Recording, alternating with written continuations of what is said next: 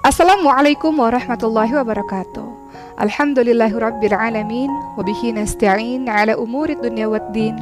Wassalatu wassalamu ala asyrafil anbiya'i wal mursalin wa ala alihi wa sahbihi ajma'in, amma ba'du. Hari ini kita akan membahas mengenai perkara maksiat. Setiap manusia pasti pernah berbuat dosa, setiap manusia pasti pernah berbuat maksiat. Tapi sebagai seorang manusia biasa, tugas kita adalah sebisa mungkin, semampu kita untuk mengurangi bahkan menghilangkan maksiat demi maksiat. Maka saya akan menceritakan beberapa kisah yang semoga dengan kisah ini teman-teman akan mendapatkan pembelajaran dan berhati-hati dengan maksiat, serta jangan pernah meremehkan yang namanya maksiat atau dosa-dosa itu sendiri. Alkisah, ada seorang ahli ibadah yang sangat luar biasa, terkenal kesolehannya, terkenal ketawaduannya, luar biasa dikagumi oleh banyak orang karena keimanannya yang luar biasa pada Allah Subhanahu wa taala. Lalu ada seseorang yang mengatakan kepada ahli ibadah, "Wahai ahli ibadah, aku hendak pergi sangat jauh dan aku hendak menitipkan adikku ini, yang perempuan ini. Aku tidak tahu pada siapa aku harus menitipkan adikku ini karena aku hanya percaya pada dirimu. Tolong jaga dia. Sementara aku pergi jauh berkelana, nanti aku akan kembali pulang. Tolong jaga dia baik-baik." Maka ahli ibadah itu pun menyanggupi untuk menjaga adik perempuan sang pemuda.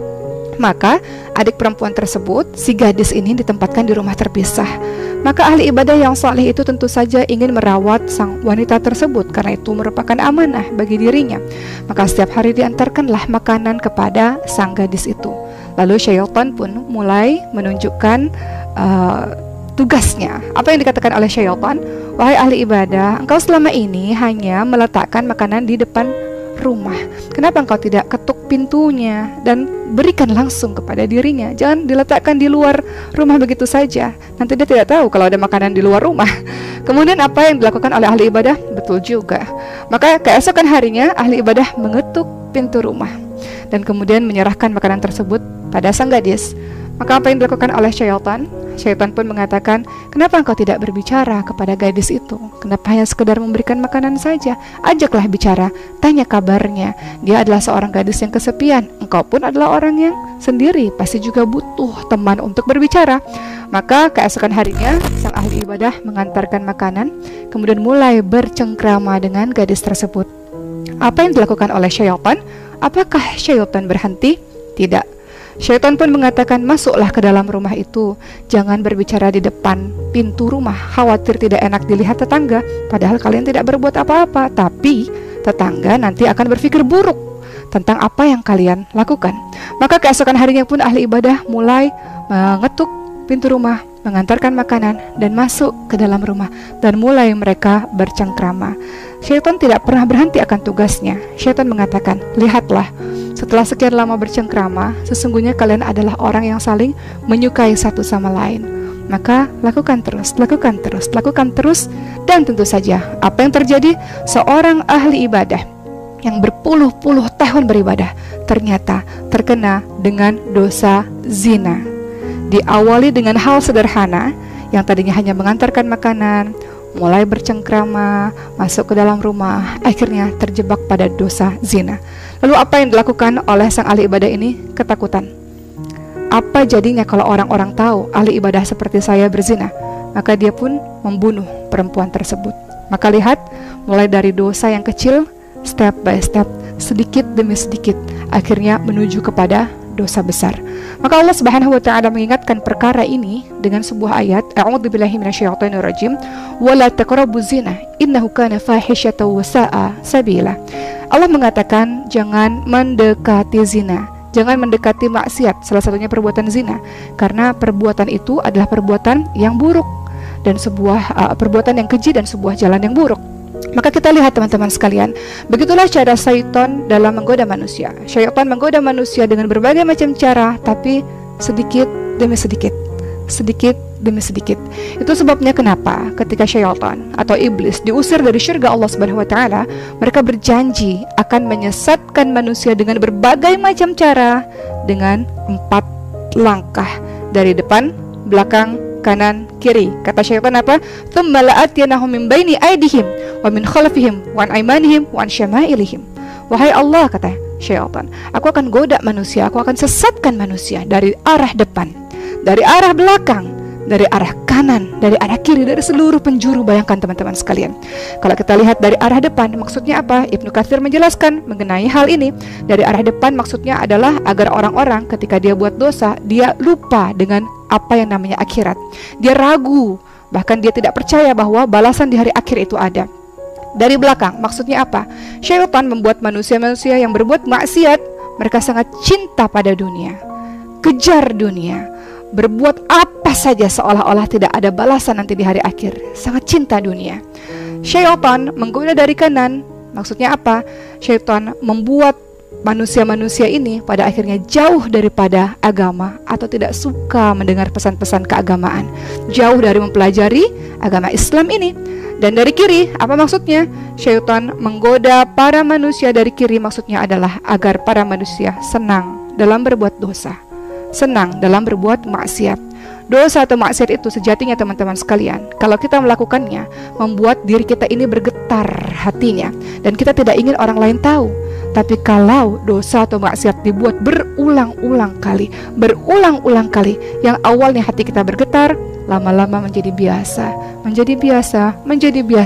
hingga hati kita keras seperti batu. Tidak lagi bisa membedakan mana yang betul, mana yang salah. Tidak lagi bisa membedakan ini maksiat atau bukan, karena terlalu sering dosa itu engkau lakukan berulang-ulang. Maka Allah buat hatimu keras seperti batu hitam. Ada satu kisah lagi yang menarik teman-teman sekalian, yang juga menceritakan kepada kita bahwa hati-hati, jangan pernah meremehkan maksiat, jangan pernah meremehkan perbuatan dosa. Lagi-lagi kisah seorang ahli ibadah yang betul-betul puluhan tahun beribadah luar biasa. Lalu syaitan membisik-bisikkan ke telinganya, engkau selama ini sudah menjadi orang yang sangat soleh, engkau selama ini sudah menjadi orang yang sangat luar biasa. Buatlah satu dosa sedikit saja. Bukankah Allah Subhanahu wa ta'ala adalah Allah yang maha pengampun, Allah maha penyayang? Semua dosa yang engkau lakukan, engkau bisa bertobat kepada Allah, Allah mengampunimu. Mudah bukan? Mudah bukan untuk mendapatkan ampunan Allah? Maka pilih saja dari 3 dosa, mana yang engkau pikir dosa paling ringan.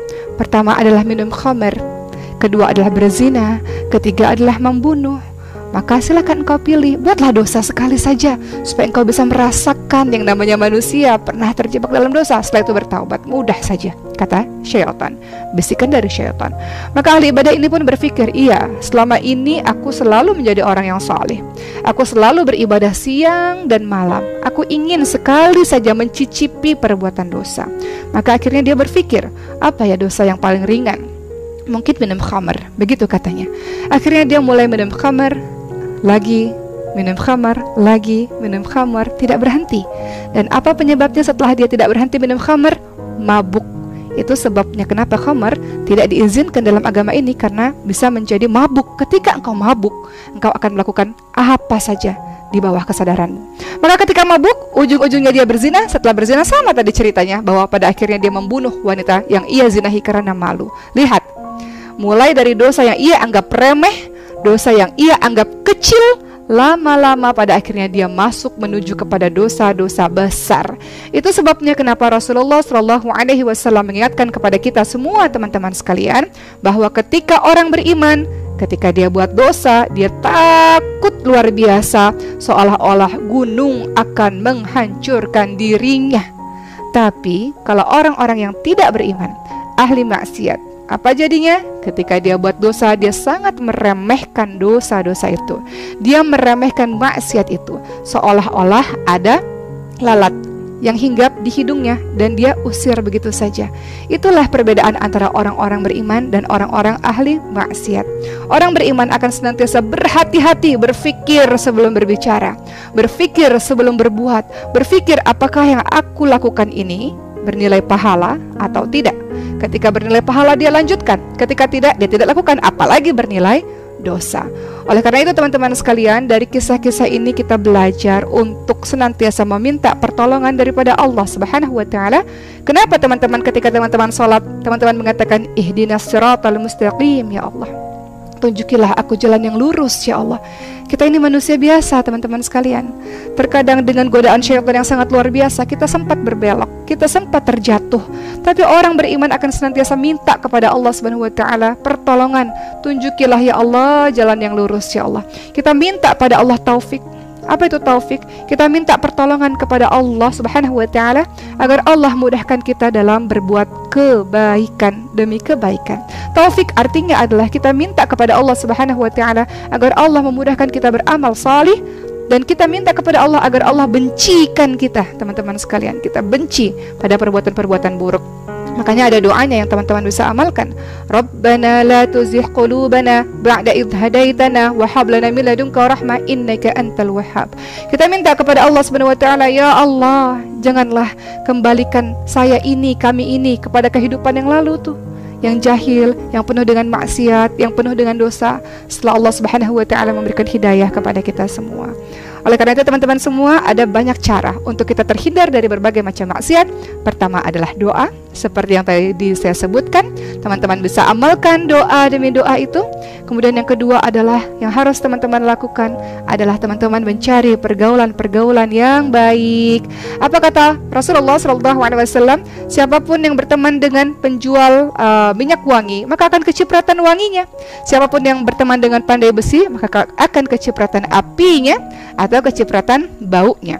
Bagaimana teman ini mampu mempengaruhi karakter, sifat, dan kebiasaan kita, teman-teman sekalian.